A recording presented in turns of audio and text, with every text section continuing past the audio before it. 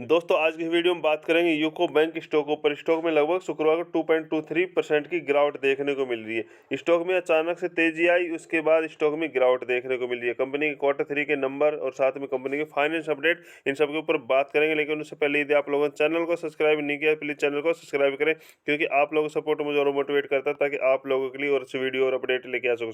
यदि 1 मंथ का चार्ट देखते हैं तो स्टॉक ने 43% का रिटर्न दिया। 6 मंथ का चार्ट देखते हैं तो लगभग 83% का, और 1 ईयर का चार्ट देखते हैं 135% का इसने अपने निवेशकों को रिटर्न दिया। और स्टॉक में अचानक से तेजी आई थी। काफ़ी निवेशक यहाँ पे शायद पैनिक है, क्योंकि उन्होंने यहाँ पे हो सकता है खरीदारी कर ली। जब स्टॉक लगभग अपना 29 जनवरी या 30 जनवरी के लगभग स्टॉक 40 से 42 रुपए के लेवल पे चल रहा था, उसके बाद स्टॉक में पंप देखने को मिला और स्टॉक ने लगभग 52वीं का हाई 70 रुपये लगा दिया। ठीक है, उसके बाद स्टॉक में वहाँ से गिरावट होगी। हो सकता है यहाँ पे काफ़ी निवेशक, ठीक है, इस टॉप लेवल पे काफ़ी निवेशकों ने यहाँ पे खरीदारी कर ली है। अब उनका सवाल है, सर स्टॉक में गिरावट है तो क्या स्टॉक दोबारा से रिकवर करेगा, दोबारा से तेजी बनेगी, और स्टॉक का जो टारगेट होगा 80 रुपये कब तक जाएगा? ठीक है, ठीक है।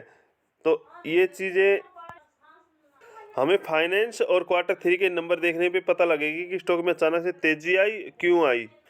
यदि कंपनी का यदि फाइनेंस देखते 70,779 करोड़ की कंपनी का मार्केट कैप है। स्टॉक का पी जो चल रहा है 41 चल रहा है, ठीक है, और साथ में इंट्रिंसिक वैल्यू 15 है, बुक वैल्यू 21 और भाव चल रहा है 60 रुपये। कहीं ना कहीं इंट्रिंसिक वैल्यू और बुक वैल्यू से आगे निकल चुका है स्टॉक, ठीक है। और कंपनी के ऊपर डेप्ट है लगभग 2,69,839 करोड़ का, जबकि रिजर्व है कंपनी के पास 13,809 करोड़ का। डेप्ट कहीं ना कहीं ज़्यादा है, ठीक है, कंपनी ने बैंक के ऊपर कर्जा, ठीक है।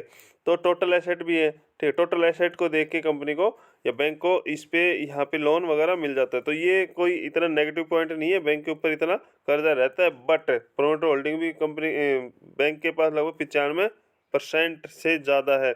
तो इस स्टॉक में कहीं ना कहीं जो मेन चीज़ है वो एनपीए है, ठीक है।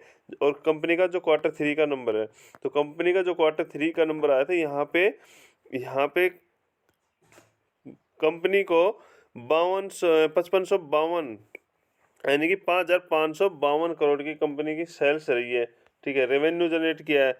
और पिछले क्वार्टर था 5219 करोड़ का। कहीं ना कहीं क्वार्टरली वाइज जंप देखने को मिला है।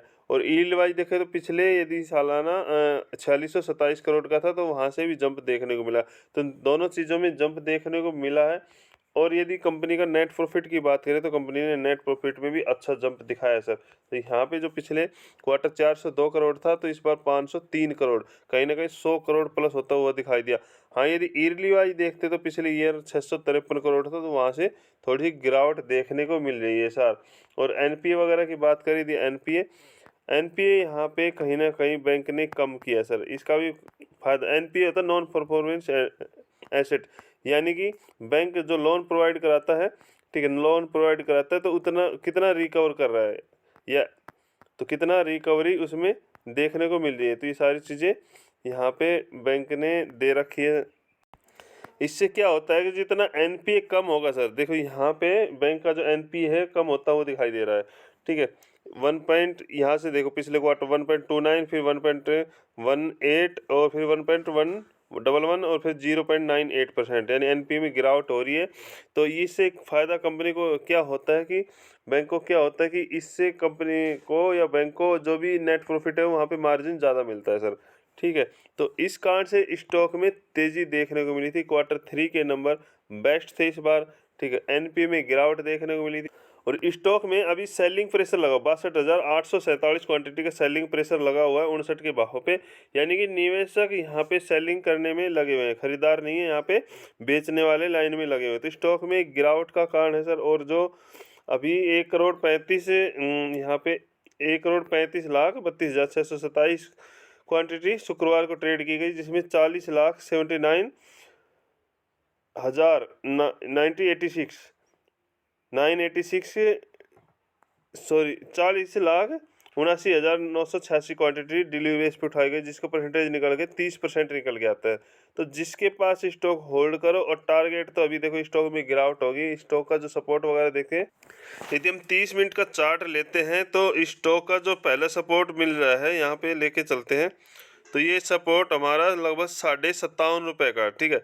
यदि यहाँ से स्टॉक में गिरावट होती है तो फिर स्टॉक का यदि सपोर्ट लेके चलेंगे तो यहाँ पे हमारा सपोर्ट जो है बन नहीं रहा है, 55 रुपये कुछ है। ये एक सपोर्ट छोटा सा ले सकते हैं। यदि उसके बाद स्टॉक में यदि सपोर्ट है तो 52 रुपये, ठीक है, 52 रुपये का सपोर्ट है। यदि ये स्टॉक टूटा तो फिर स्टॉक में गिरावट होगी, लेकिन मुझे लगता है स्टॉक यहाँ से रिकवर कर लेगा, ठीक है। ये जो 57 रुपये है, हो सकता है यहाँ तक स्टॉक आता हुआ दिखाई दे, यहाँ से बाउंस बैक कर लेगा, ठीक है। और इस स्टॉक में अब 80 रुपये का टारगेट देखने के लिए सर आपको थोड़ा टाइम देना पड़ेगा सर, ठीक है, क्योंकि 80 रुपये के लिए आपको टाइम देना पड़ेगा। स्टॉक में यहाँ से गिरावट होगी, फिर स्टॉक में जो पंप देखने को मिलेगा तो यहाँ से ब्रेकआउट करेगा स्टॉक, ठीक है। फिर ये लेवल ब्रेकआउट करेगा और फिर ये हाई लेवल ब्रेकआउट करेगा सर। तो इसमें अब आप लोगों को थोड़ा टाइम देना पड़ेगा सर।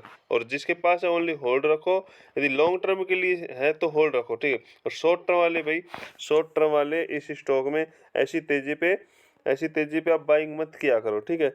यदि गिरावट का मौका होता ना तो वहाँ पे स्टॉक को एवरेज किया करो, या फिर वहाँ पे आप खरीदारी किया करो।